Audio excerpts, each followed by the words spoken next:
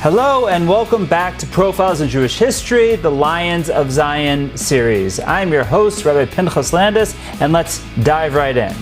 Today we're going to talk about one of the most important, complicated, and consequential figures in modern Jewish history, none other than David Ben-Gurion. There are many ways to describe him. He was Israel's first prime minister.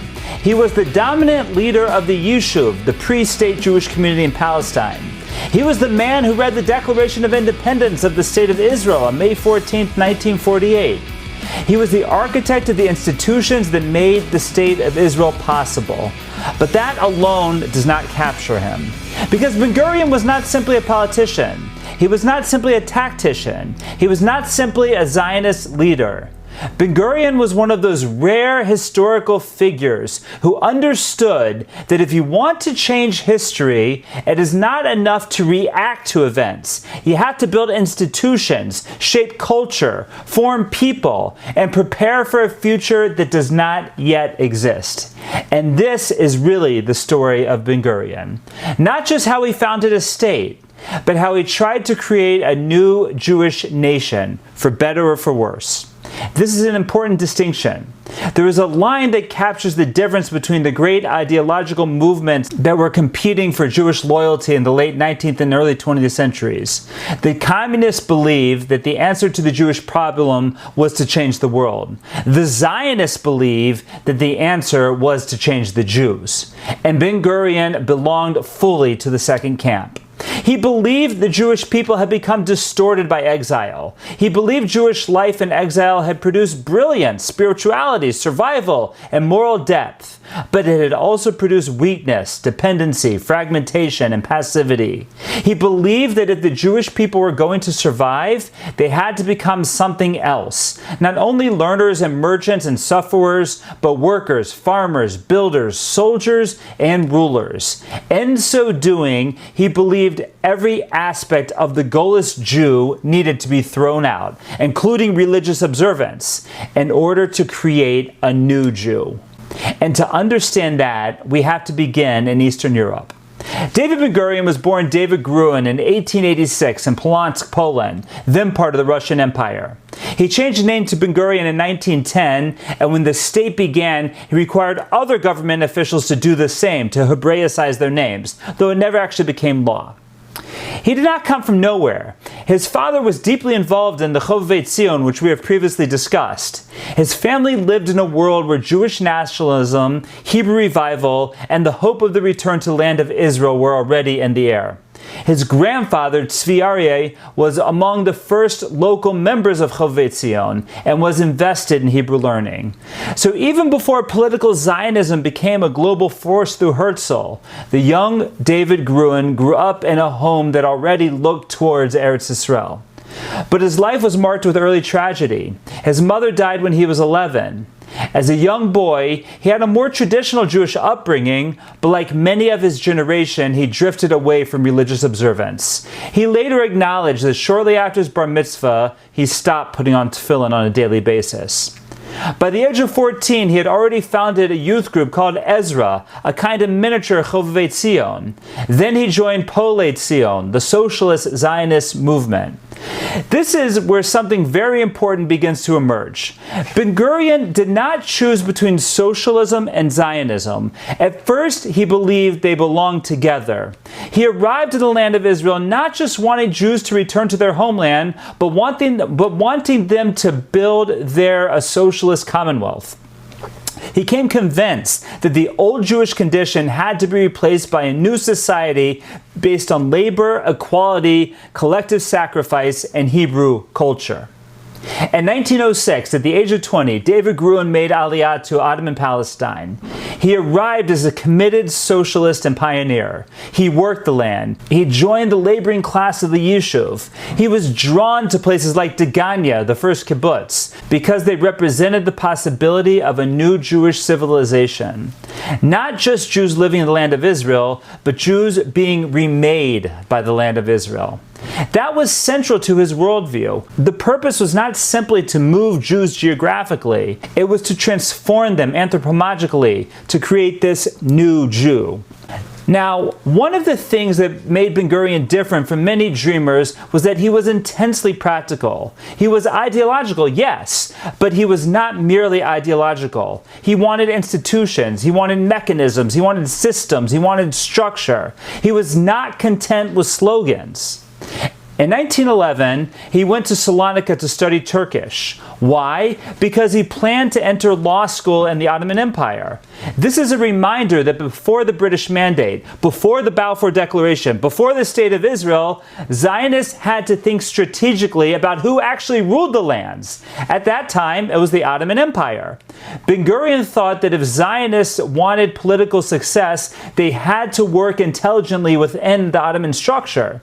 To this end, he learned the language, and in 1912 he began law school in Constantinople. We can point out here how academically brilliant Ben-Gurion was. He spoke and read in many languages. He was a voracious reader, always reading books in their original language. Both of his homes in Tel Aviv and Sde Boker have vast library of books that he knew well.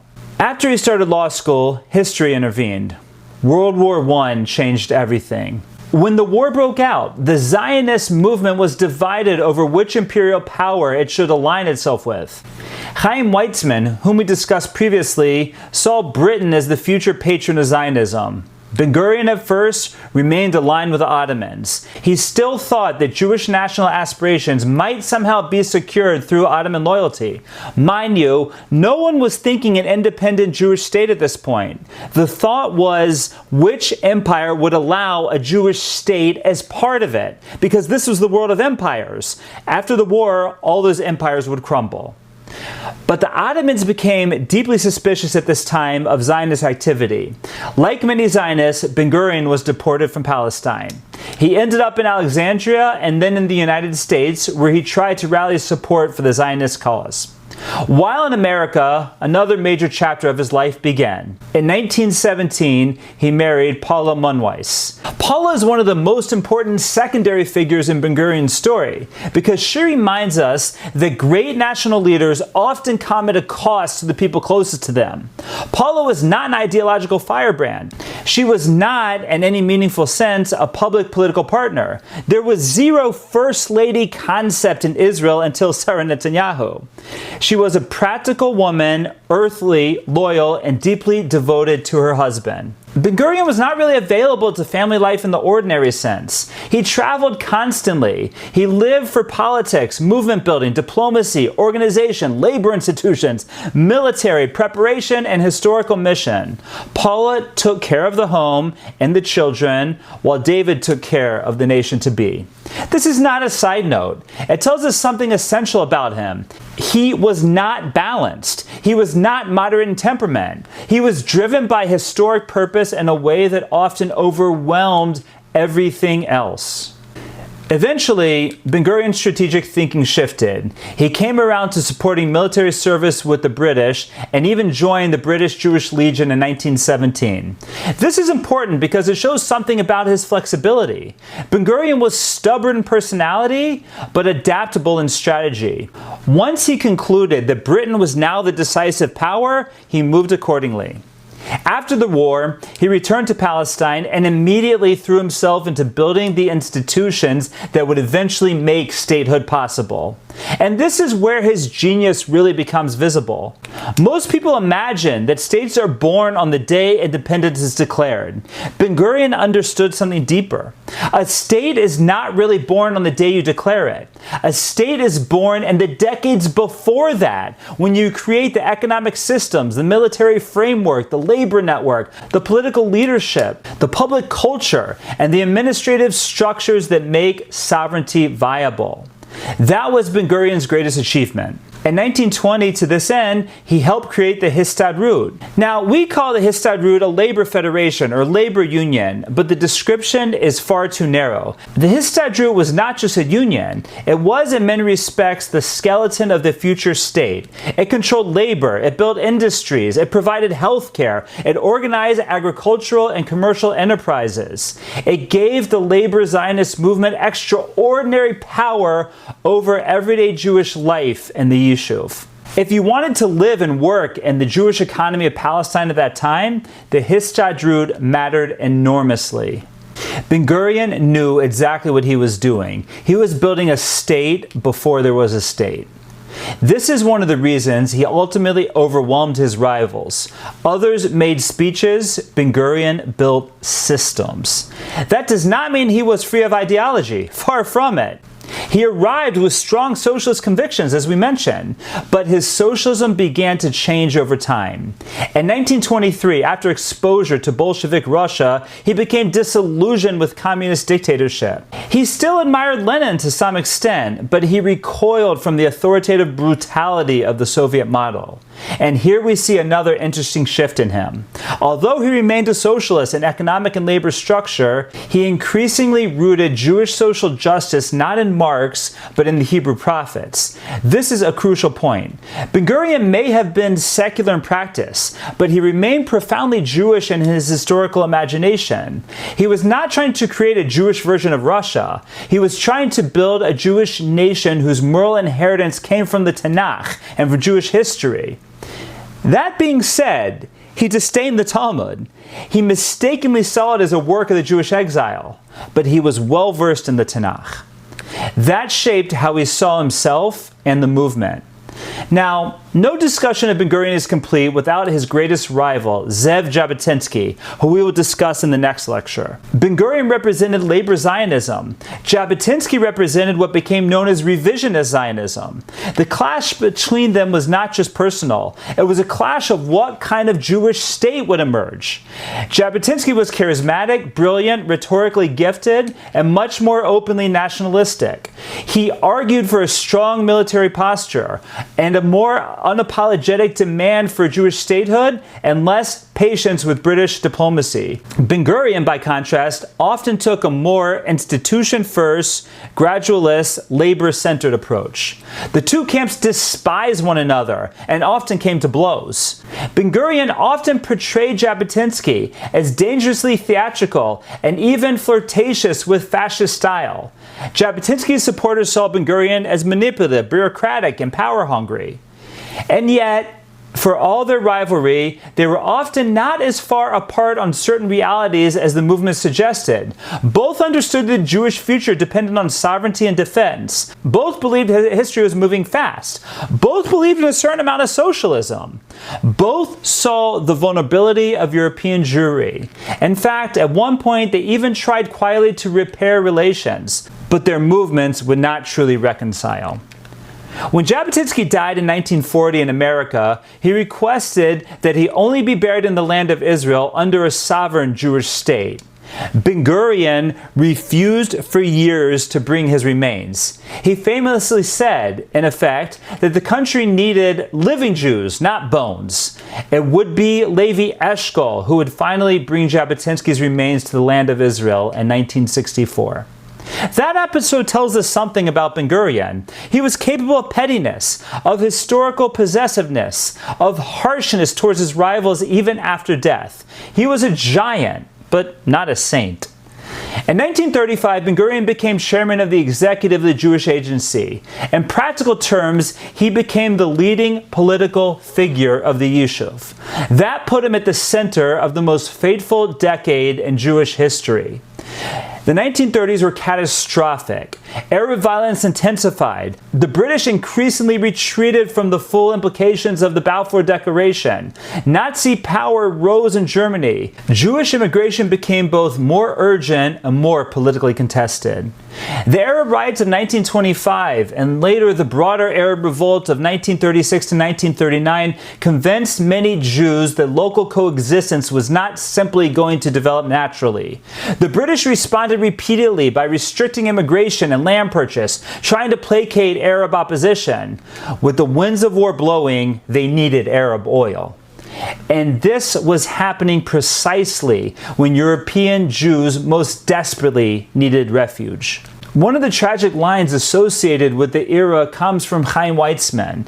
The world was divided into places where Jews could not live and places where they could not enter. Ben-Gurion had to navigate this nightmare. When the Peel Commission in 1937 first recommended partition, Ben-Gurion accepted it, although reluctantly. He did not think it was ideal. Not to mention their map left the Jewish state with a tiny parcel, much less than the later partition plan. He did not think the proposal borders were sufficient, but he understood something fundamental. Partial sovereignty might be the only available path forward. That pragmatism is one of his defining features. Ben-Gurion was often guided by grand vision, but in tactics he could be extraordinarily unsentimental. He was willing to accept less now if it created the foundation for more later. Then came the devastating White Paper of 1939.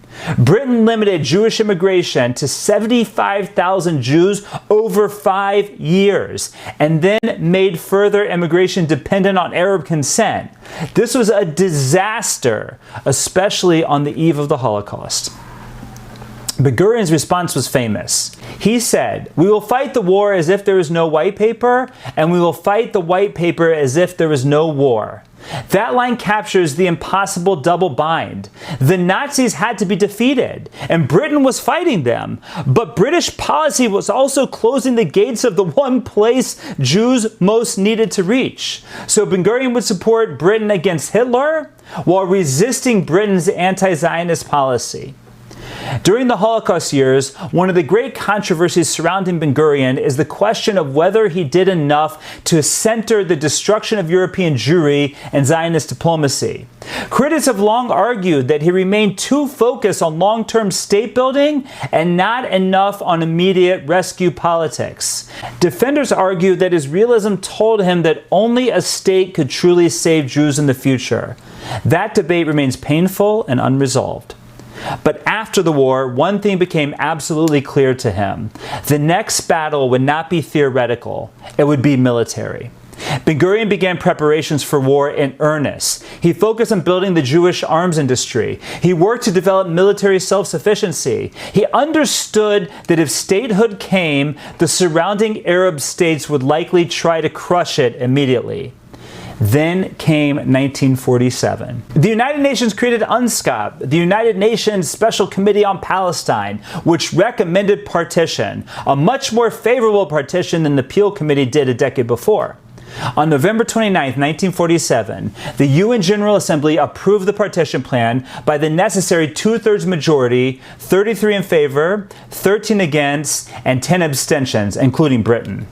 Ben-Gurion accepted it, again, not because he loved it, but because he believed it was the only practical route to sovereignty.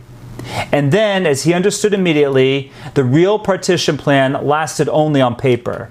Because once the fighting began, the borders would be decided by war. This is an important point. Ben-Gurion did not want the Declaration of Independence to mention borders. Why should the Jews lock themselves into borders that the Arabs had already rejected and were about to attack? He wanted strategic flexibility. The War of Independence began right away as a civil one between the Jewish and Arab communities of Palestine. Fast forward 6 months. It is May 14, 1948. The British are leaving. The Jewish leadership debates whether to declare the state or to delay. The military situation is precarious. Jerusalem is under pressure. Arms are scarce. The Americans are wavering. Some fear a declaration would be catastrophic. 2 days earlier, Ben-Gurion presented the situation to the provincial government.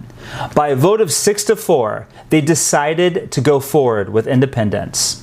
On Friday afternoon, May 14th, just before Shabbos, at the Tel Aviv Museum, Ben-Gurion read the Declaration of Independence of the State of Israel.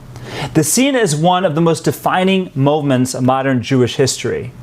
And then, almost immediately, the miracle and the nightmare collided. 11 minutes later, President Truman recognized the State of Israel against the direction of the State Department. So did Stalin, as he still held out hope that the new state would fall under the Soviet sphere of influence.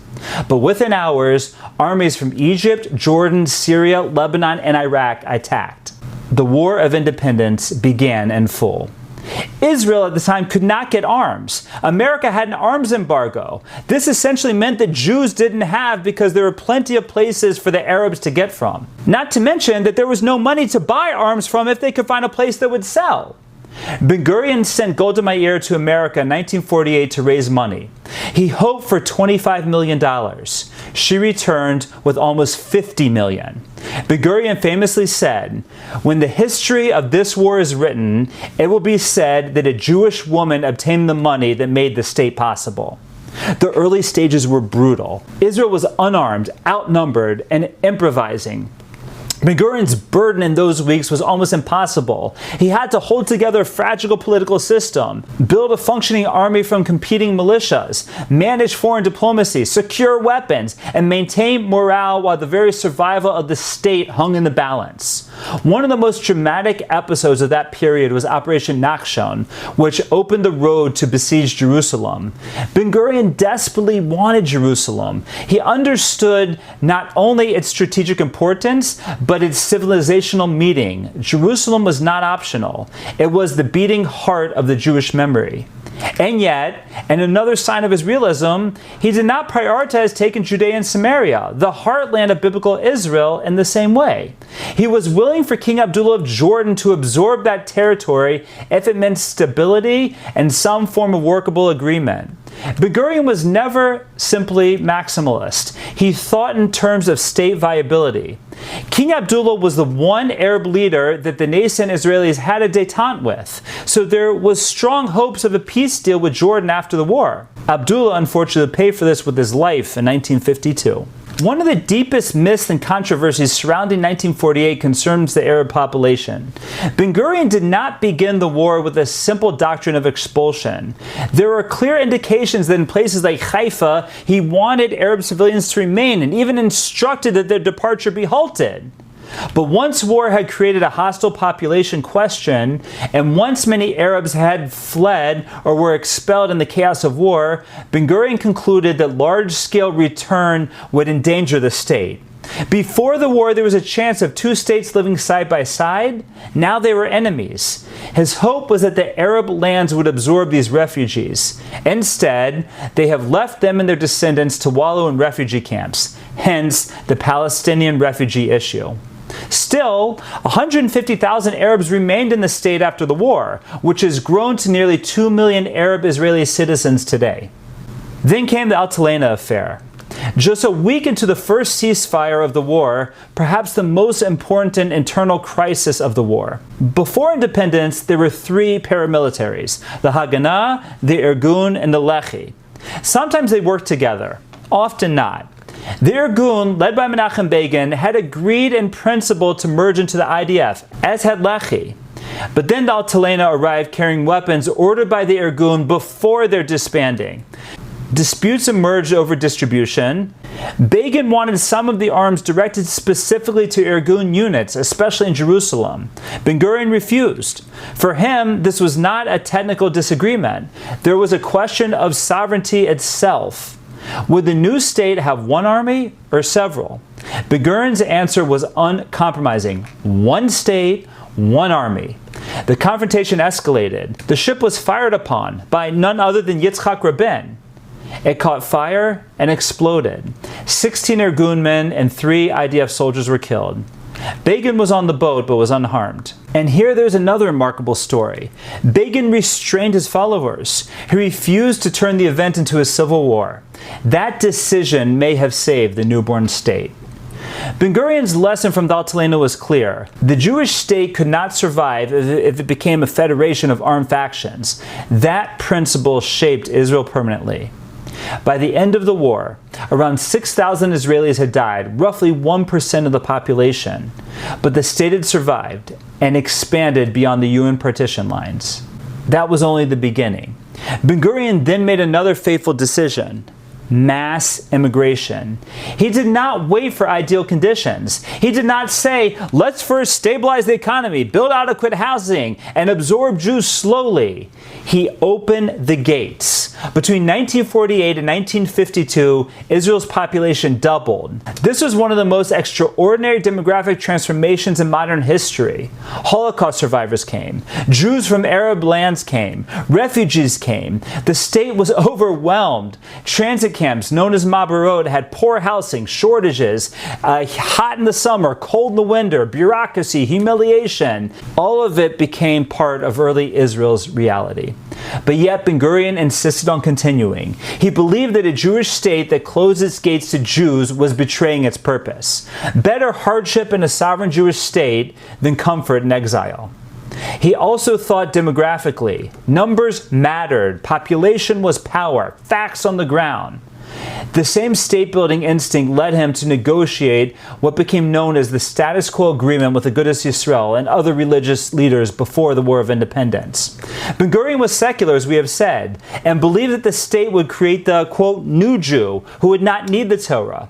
But he understood that if the new state was going to be held together, it had to avoid religious secular civil war. So he agreed that Shabbos would be the official day of rest. Government institutions would be kosher. Marriage and divorce would remain under the Orthodox rabbinate. Each educational stream would maintain some control over its schools. And full-time yeshiva students would be exempt from military service. What is striking is how much that compromise still shapes Israeli society today. Many of Ben-Gurion's own allies hated it. They thought he was yielding too much to religion, which they had all thrown away when they left Europe. But he seems to have believed that ideology must sometimes yield to national unity. Some historians suggest he thought the religious would fade away over time. This is why he agreed to army deferment. Let a few hundred yeshiva students sit and learn. They are a relic of the past. He never envisioned that Torah would not only survive, but thrive in the state he was building. Whatever he believed, he certainly accepted short-term compromise for long-term cohesion. Even though most prime ministers have been quite secular, with the exception of Menachem Begin and Naftali Bennett, they usually maintained a certain amount of public respect for Shabbos. Ben-Gurion himself walked by foot from the hotel to Churchill's funeral, which was on Shabbos. Another important area was Jerusalem. In December 1949, the United Nations passed a resolution supporting the internationalization of Jerusalem in line with the original partition plan from 1947. Ben-Gurion's response was immediate and defiant. He moved the seat of government, which had temporarily been in Tel Aviv, to Jerusalem. Let the nations protest. Israel would act. And that move, as in so many others, he communicated a core principle. Jewish history would no longer be determined only by what others permitted. The 1950s brought new challenges. In 1951, Ben-Gurion launched Israel Bonds, an enormous step in securing financial support from world Jewry. When people bought bonds then, they really thought it was a donation, never expecting the promised return. To this day, Israel Bonds has paid every single one of its bonds with the promised return, and they are recognized internationally as a high-grade investment. Then came the wrenching issue of German reparations. Should Israel negotiate with West Germany? Could Jewish blood be compensated with money? Menachem Begin led furious protests. He said at the time, when the Altalena was shelled, I gave the order, do not fire. Today, I give the opposite order. The moral wound was fresh. Ben-Gurion, however, believed that the state needed resources to absorb survivors and build itself. However painful, reparations were necessary. Here again, we see the same thing. He was willing to make emotionally unbearable decisions when he believed that the state required them. The Luxembourg Agreement led to Germany paying the young state over $700 million. In 1953, he surprised many by resigning his premiership and moving to the kibbutz Sde Boker in the Negev. Why the Negev, the south? Because Ben-Gurion believed Israel's future would be tested there. He saw the desert not as emptiness, but as national potential. The Negev symbolized pioneering, settlement, and the unfinished future of the state. In his absence was the Lavon affair, one of the greatest scandals in Israeli history. In 1954, Israeli intelligence ran a failed covert operation in Egypt known later as Operation Susanna. Bombs were meant to be planted in Western targets and blamed on local Egyptian actors in order to disrupt the British withdrawal from the Suez and undermine Gamal Abdel Nasser, the Egyptian president. The operation collapsed. Egyptian Jews involved in it were arrested and some were executed. The scandal that followed was not only about the failed operation, it became a bitter internal struggle over who had authorized it. Defense Minister Pinchas Levon denied giving the order. Military intelligence said otherwise. The affair festered for years, poisoning Israeli politics and eventually helping bring down Ben-Gurion himself, because he became obsessed with reopening the question again and again and demanding judicial clarity.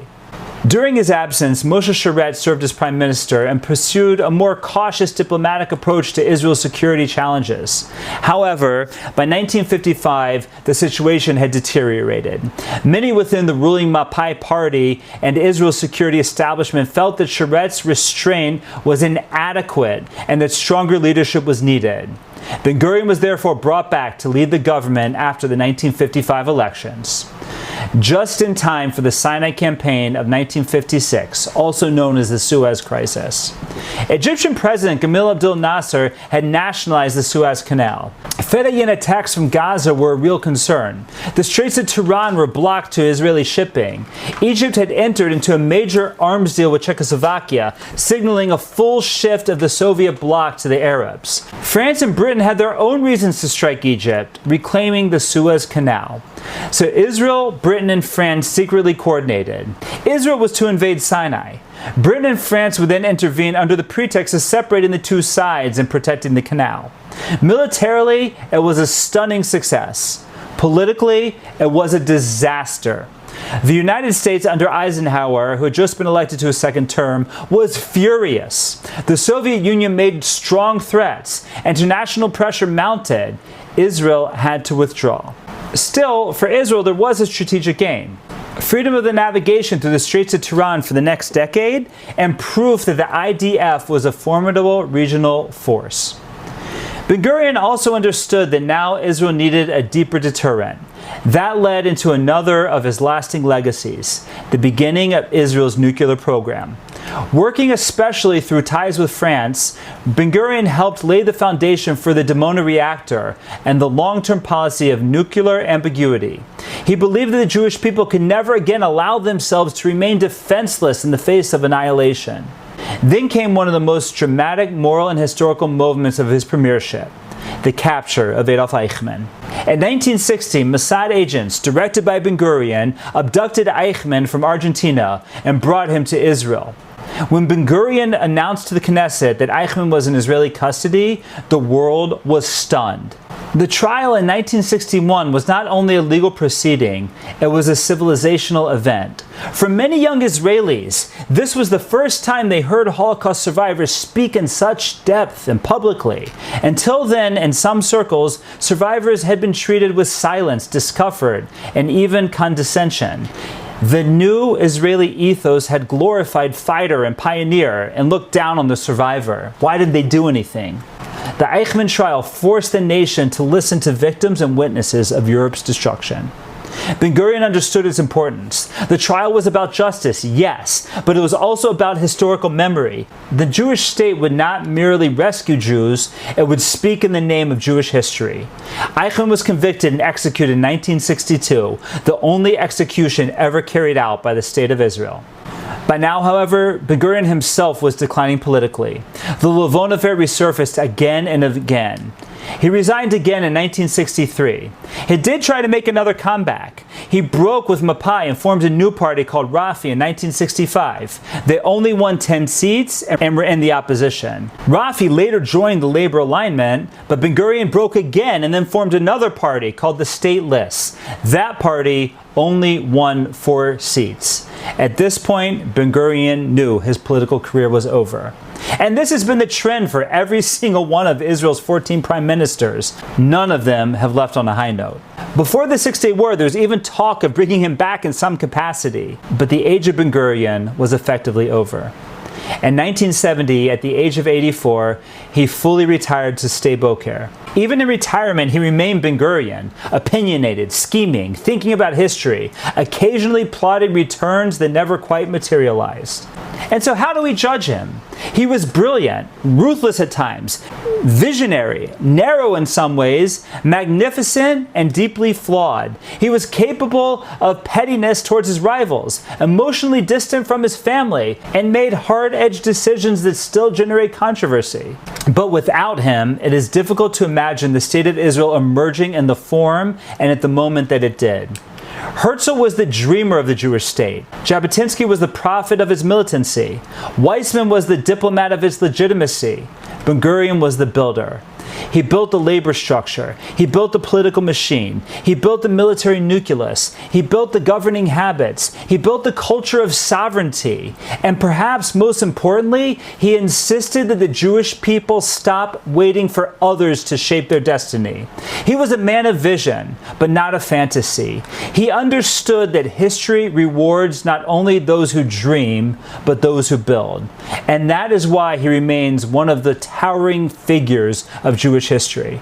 Not because he was perfect, not because every judgment he made was correct, but because he took the Jewish future out of the realm of yearning and placed it into the realm of power, structure, and statehood.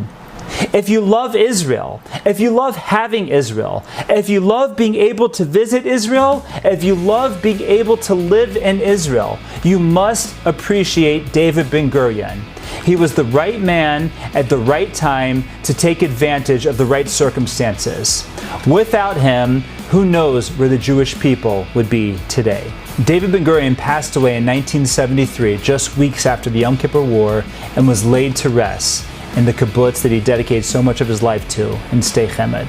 Next time we will discuss the life and times of Zev Jabotinsky, one of Ben-Gurion's biggest rivals, and I look forward to doing it with you. I thank you all for coming, and I thank you for listening.